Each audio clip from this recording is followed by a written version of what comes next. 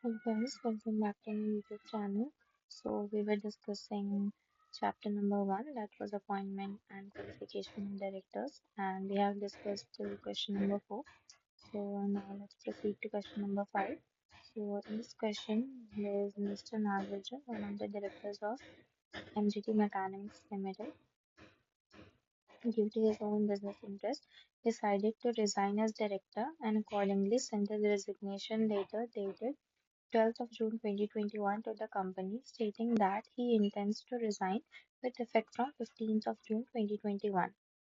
Since no communication in relation to his resignation was received from MGT Mechanics Limited, he sent an email on 17th of June 2021 inquiring about the receipt of his resignation letter by the company, but there was no response. However, MGT Mechanics Limited received his resignation letter on 18th of June 2021. Out of the following options, choose the one which indicates the correct date from which his resignation will be effective. So, as per the provision, we know that the date on which the date which is written on the letter uh, that he is going to resign on that date, mm, or the letter when it is received to the company. So the date, whichever is later, that would be the resignation date.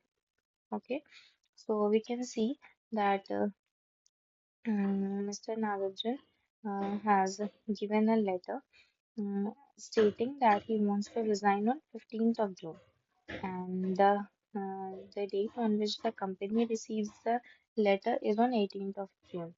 So whichever is later, the date is 18th of June. So the answer is D, 18th of June 2021. Okay. And the next question, sixth question. Mr. Z is proposed to be appointed as the director in RLP Mechanics Limited. He is noteworthy that Mr. Z already holds directorship in one dormant company, two Section 8 company, 8 public limited companies and 9 private limited companies. However, out of 9 private limited companies, 2 are subsidiaries of public limited companies. In the given circumstances, is it possible for Mr. Z to accept another directorship in RLP Mechanics Limited without attracting any invalidity? So, as per the provision, we know that a person, a director, can be director in 20 companies at a time.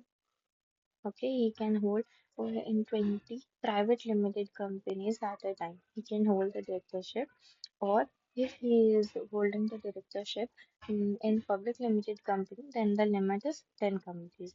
But there is exception that dormant company and Section 8 companies are not included while counting the total number of companies. Okay, so here we won't count dormant company and Section 8 company, and we know that he is already holding directorship in 8 public limited company and 2 subsidiaries of public limited company. So this subsidiary will also be counted as public limited company in this perspective.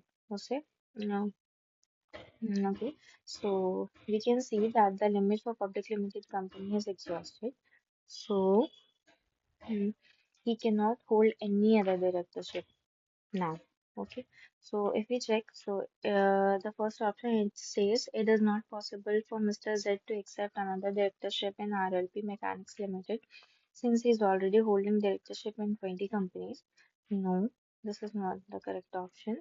Second one, it is not possible for Z to accept another directorship